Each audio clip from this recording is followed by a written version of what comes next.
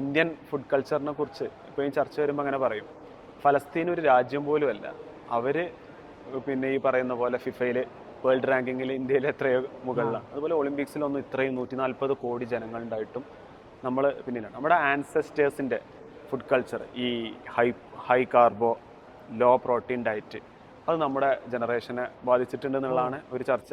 ഞങ്ങളുടെ നാട്ടിലൊക്കെ ഇപ്പോൾ ഈ മലപ്പുറം ഭാഗത്തൊക്കെ രാവിലെ പുട്ട് അങ്ങനത്തെ സംഭവങ്ങൾ, കടലക്കറി ഉണ്ടാവില്ല, അതിലേക്ക് പഞ്ചസാര, അതിൻ്റെ ഇടയിൽ കഞ്ഞി എന്ന് പറഞ്ഞിട്ട് സംഭവം ഉണ്ട്. 10 മണിക്ക് 10 മണിക്ക് അതൊരു ലോഡ് കഞ്ഞി കുടിക്കും.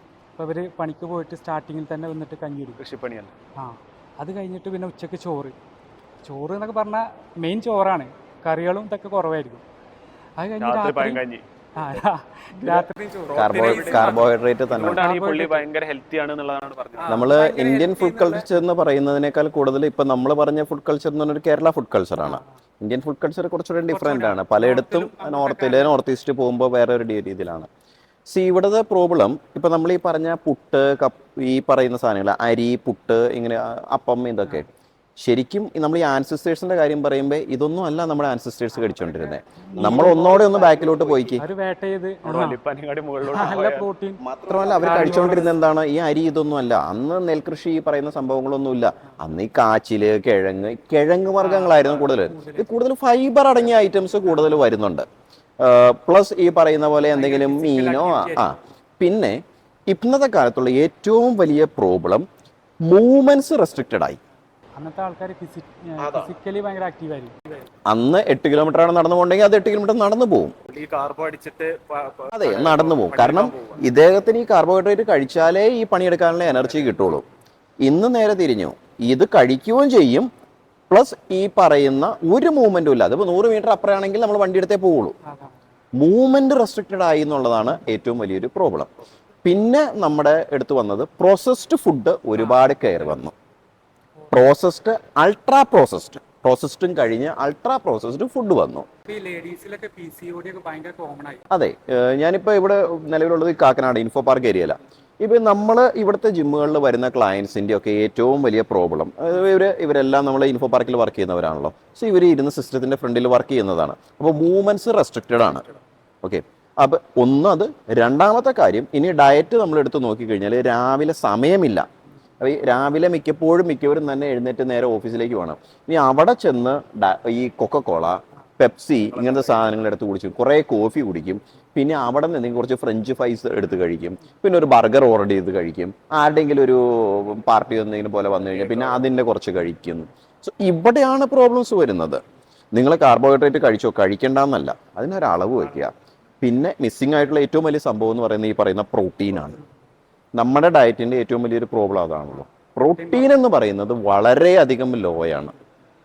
ഒരാൾക്ക് ശരാശരി പറയുന്നത് ആവറേജ്, ഡോക്ടർമാർ പറയുന്നത് നിങ്ങളുടെ പെർ കിലോഗ്രാമിന് 1 ഗ്രാം. ഇത് ഡോക്ടർമാർ പറയും, ഇന്ത്യൻ ഡോക്ടർമാർ പറയും ഡയറ്റ്. ഇതേ സമയം നിങ്ങളിത് യൂറോപ്പിലോട്ട് ചെന്ന് കഴിഞ്ഞാൽ അല്ലെങ്കിൽ അമേരിക്കയിലോട്ട് ചെന്ന് കഴിഞ്ഞാൽ അവിടെ പെർ കിലോഗ്രാം എന്ന് പറയുന്നിടത്ത് അവർ പറയും പെർ പൗണ്ടിന് 1 ഗ്രാം എന്ന് പറയും. അപ്പോൾ ഒന്ന് ആലോചിച്ച്, അവൻ്റെ പ്രോട്ടീൻ ക്വാണ്ടിറ്റി നമ്മൾ 1 കിലോഗ്രാമിന് 1 ഗ്രാം കഴിക്കുമ്പോൾ അവൻ 1 പൗണ്ടിന് 1 ഗ്രാം കഴിക്കും. വിച്ച് മീൻസ് നമ്മൾ കഴിക്കുന്നത് ഇൻറ്റു 2.2 ആണ് അവൻ കഴിക്കുന്ന പ്രോട്ടീൻ. ഒബ്വിയസ്ലി ആ ഡിഫറൻസ് വരും. നിങ്ങളിപ്പോൾ അതിനൊരു എക്സാമ്പിൾ, ഞാൻ റീസെൻ്റ് ആയിട്ട് ഇങ്ങനെ കണ്ടപ്പോൾ ഒരു സംഭവമാണ്. സച്ചിൻ ടെണ്ടുൽക്കർ, അദ്ദേഹത്തിൻ്റെ ഭാര്യ, ഇവരുടെ രണ്ടുപേരുടെ ഹൈറ്റ് അവരുടെ മോൻ്റെ ഹൈറ്റ് വെച്ച് കമ്പയർ ചെയ്യുന്ന ഒരു സ്റ്റഡിയാണ്. ഈ സ്റ്റഡിയിൽ ഇതെന്തുകൊണ്ട് ഇവരുടെ രണ്ടുപേരുടെയും ജെനറ്റിക്സ് അല്ല ഈ മോന് കിട്ടി, ഇവന് ഭയങ്കര ഹൈറ്റ് ആണ്. ഇപ്പൊ നിങ്ങൾ നോക്കിയറിയാം, പല പേരൻസിന്റെ ഹൈറ്റ് കുറവും പിള്ളേർക്ക് ഹൈറ്റ് കൂടുതലും. എന്താണ് അതിന്റെ റീസൺ എന്ന് പറഞ്ഞു കഴിഞ്ഞാൽ പ്രോപ്പർ ന്യൂട്രീഷൻ. ജെനറ്റിക്സ് മാത്രമല്ല, നമുക്ക് ജെനറ്റിക്സ് ചേഞ്ച് ചെയ്യാൻ പറ്റും. ട്രഡീഷണൽ ആയിട്ട് നമ്മുടെ ജെനറ്റിക്സ് ഇങ്ങനെയാണ്. ഇനി നിങ്ങൾ നോക്കിക്കോ, ഇപ്പൊ നിങ്ങൾ കാണുന്ന ഒരുവിധപ്പെട്ട പലയിടത്തും നിങ്ങൾ ഇതേ രീതിയിൽ കൺസിഡർ ചെയ്ത് കഴിഞ്ഞാൽ പേരൻസിന് ഹൈറ്റ് കുറവും പിള്ളേർക്ക് ഹൈറ്റ് കൂടുതലും ആവാൻ ഉള്ള ചാൻസ് ഉണ്ട്. കാരണം ഫുഡ് കൾച്ചറിൽ മാറ്റം വരുത്തിയ ഇന്ത്യക്ക് ഫിഫയിൽ കളിക്കാം. ഇനി അങ്ങോട്ടുള്ള ജനറേഷൻ കൾച്ചർ മാത്രമല്ല, ലൈഫ് സ്റ്റൈലിൽ മാറ്റം വരുത്തണം. പിന്നെ അതുപോലെ ഓവർകം ചെയ്യാം. തീർച്ചയായിട്ടും സ്കൂളുകളിലൊക്കെ ഒരു ന്യൂട്രീഷണൽ ഇൻഫർമേഷൻ, അത് ഞാൻ എപ്പോഴും പറയാറുള്ള ഒരു കാര്യമാണ്. ചക്രവർത്തിയുടെ പരിഷ്കരണം പഠിപ്പിക്കും. ആവശ്യമുള്ള കാര്യങ്ങൾ അത്യാവശ്യം എന്താണ്, ഞാൻ ഈ പറയുന്ന പ്രോട്ടീൻ എന്താണ്, കാർബോഹൈഡ്രേറ്റ് എന്താണ്, ഇതിന്റെ കാലോറി എന്താണ്, എങ്ങനെ ഇത് ബാലൻസ്ഡ് ഡയറ്റ് ഉണ്ടാക്കുക, ഇങ്ങനത്തെ ഒരു ചെറിയ സൈഡിൽ കൂടെ അത്യാവശ്യം. വീഡിയോ ഉണ്ടത് ചൈനയിലാണോ ഇനി ജപ്പാനിലാണോ അറിയില്ല. അവിടെ ഇവർക്ക് സ്കൂളിലൊക്കെ ഒരു ബാലൻസ്ഡ് ആയിട്ടുള്ള ഡയറ്റ് ഉണ്ട് ജപ്പാനാണ്. ജപ്പാനിൽ ഒരു ബാലൻസ്ഡ് ഡയറ്റ് ആണ്. ഒരു കൊച്ചിന് ഒരു ദിവസം ഇത്ര പ്രോട്ടീൻ വേണം, ഇത്ര കാർബോഹൈഡ്രേറ്റ് വേണം, അത് ബാലൻസ്ഡ് ആണ്. അതിന് പല ഓപ്ഷൻസ് ഉണ്ട്. അത് അവിടെ തന്നെ അവർ കുക്ക് ചെയ്ത് അങ്ങനെ കൊടുക്കുവാണ്. ജപ്പാനിലാണ് വീഡിയോസ് ഞാൻ കണ്ടിട്ടുണ്ട്. ലോഞ്ചിവിറ്റി അതുപോലെ ലോഞ്ചിവിറ്റി എന്ന് പറയുന്നത് ഒരു ഫാക്ടർ. ലോഞ്ചിവിറ്റിനേക്കാളും പ്രൊഡക്ടിവിറ്റി കൂടുതലാണ്. നമ്മളറിയാലോ, നമ്മുടെ ആൾക്കാർ വന്നിട്ട് ഉച്ചയ്ക്ക് ഊണ് കഴിച്ചു കഴിഞ്ഞാൽ പിന്നെ എന്താണ്, അടുത്ത 2 മണിക്കൂർ റെസ്റ്റാണ്. അതാ കാർബോഹൈഡ്രേറ്റ് വലിച്ചു വാരി കഴിക്കുന്നതിൻ്റെയാണ്. ആ ഷുഗർ വലിച്ചു. നമ്മൾ തന്നെ ഒരു സദ്യക്ക് പോയിട്ട് വന്നു കഴിഞ്ഞാൽ പിന്നെ നമ്മൾക്കൊണ്ട് വയ്യ അന്നത്തെ ദിവസം. അപ്പൊ തന്നെ നമ്മൾ ചിന്തിക്കുക, അങ്ങനെയല്ല. ഫുഡ് എന്ന് പറയുന്ന സാധനം നിങ്ങൾക്ക് എനർജി തരേണ്ട സാധനമാണ്. അത് കഴിച്ചു കഴിയുമ്പോഴത്തേക്ക് നിങ്ങൾക്ക് കിടക്കാനാ തോന്നുന്നുണ്ടെങ്കിൽ ദർ ഇസ് സം പ്രോബ്ലം.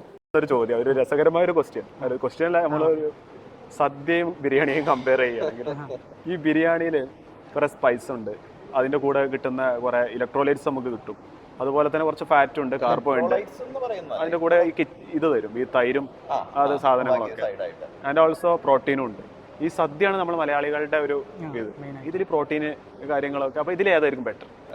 ബിരിയാണിയാണ് വില്ലനായിട്ട് നമ്മൾ പറയുന്നത്. ഇപ്പൊ നിങ്ങൾ ബിരിയാണി വില്ലനായിട്ട് പറയുന്നതിന്റെ കാര്യം, ബിരിയാണി ഉണ്ടാക്കുമ്പോൾ അതിൻ്റെ അകത്ത് കുറെ റൈസ്, പിന്നെ അതിൻ്റെ അകത്ത് കുറെ നെയ്യ്, ഇങ്ങനത്തെ സാധനങ്ങൾ, പിന്നെ സവോള എന്താ പറയുക നല്ലോണം ഫ്രൈ ചെയ്ത് ഇടുന്നു. അപ്പൊ അതിൻ്റെ അകത്ത് വരുന്ന എണ്ണ, ഇങ്ങനെ വന്നു കഴിഞ്ഞ് കഴിയുമ്പോൾ കാലറി രണ്ടും എങ്ങനെയാണെന്ന് നോക്കിയിട്ടാണ്. കാലറി, പിന്നെ വളരെ വലിയൊരു വില്ലനാണ് ഫാറ്റ് അല്ല, ട്രാൻസ്ഫാറ്റ്. ട്രാൻസ്ഫാറ്റ് കൂടുമ്പോഴും ഈ പ്രശ്നമുണ്ട്, ആവാനുള്ള ചാൻസ് ഉണ്ട്. നിങ്ങൾക്ക് ഫാറ്റ് സാച്ചുറേറ്റഡ്, അൺസാച്ചുറേറ്റഡ് പലതിന്. നമുക്ക് വേണ്ടത് നമ്മൾ ജനറലി പറഞ്ഞാൽ ഗുഡ് ഫാറ്റ്, നല്ല ഫാറ്റ്. അതിന് കുറച്ച് സംഭവങ്ങൾ പറഞ്ഞു കഴിഞ്ഞാൽ നമ്മുടെ കോക്കനട്ട് ഓയിൽ അത് നല്ലതാണ്. ഇപ്പൊ കോക്കനട്ട് ഓയിൽ കുറച്ചുകൂടെയും അഡ്വാൻസ് ആയിട്ട് വിർജിൻ കോക്കനട്ട് ഓയിൽ എന്നൊക്കെ പറഞ്ഞു വരുന്നില്ലേ, നല്ലതാണ്. ഒലീവ് ഓയിൽ നല്ലതാണ്. നമ്മൾ മുട്ട കഴിക്കുമ്പോൾ മുട്ടയുടെ ഉണ്ണി, അതുപോലെ നിങ്ങൾക്ക് കഴിക്കാൻ പറ്റുന്ന ബദാം, ഈ പറയുന്ന നട്ട്സുകൾ, പരിപ്പ്, അങ്ങനത്തെ ഐറ്റംസ്, ഇതൊക്കെയാണ് ഗുഡ് ഫാറ്റ്. പിന്നെ ഏറ്റവും നല്ല ഗുഡ് ഫാറ്റ്, കാലോറി കുറഞ്ഞ ഗുഡ് ഫാറ്റ് നിങ്ങൾക്ക് വേണമെന്നുണ്ടെങ്കിൽ, അത് കാലോറി കുറവെന്ന് പറഞ്ഞാൽ കമ്പാരിറ്റീവ്ലി ബാക്കിയുള്ള ഫുഡ് വെച്ച് കഴിയുമ്പോൾ കാലോറി കുറവ്, അതന്നെ അവക്കാഡോ. അതാണ് അവക്കാഡോ സ്പെഷ്യാലിറ്റി. ഇതൊക്കെയാണ് നമുക്ക് നിത്യജീവിതത്തിൽ നമുക്ക് കഴിക്കാൻ പറ്റുന്നത്. ഇനിയിപ്പോൾ എണ്ണ കഴിച്ചില്ലെങ്കിലും ഒരാൾ കോക്കനട്ട് ഗ്രേറ്റ് ചെയ്ത് ഇട്ട് കഴിഞ്ഞ് കഴിയുമ്പോഴത്തേനും ഈക്വലൻ്റ് ആ ഫാറ്റ് അവിടെ ഉണ്ട് എന്ന് പറഞ്ഞതുപോലെ. ഒബ്വിയസ്ലി ട്രാൻസ്ഫാറ്റ് എന്ന് പറഞ്ഞു കഴിയുമ്പോൾ പിന്നെ നിങ്ങൾ വരുന്ന നിങ്ങളുടെ പ്രോസസ്ഡ് ഫുഡ്, ഈ ബിസ്ക്കറ്റ് അങ്ങനത്തെ ഐറ്റംസ് ഒക്കെ വരത്തില്ലേ, ബേക്കറി ഐറ്റംസ് ഇങ്ങനെ വരുന്നതെല്ലാം വന്നു കഴിഞ്ഞിട്ടുണ്ട്.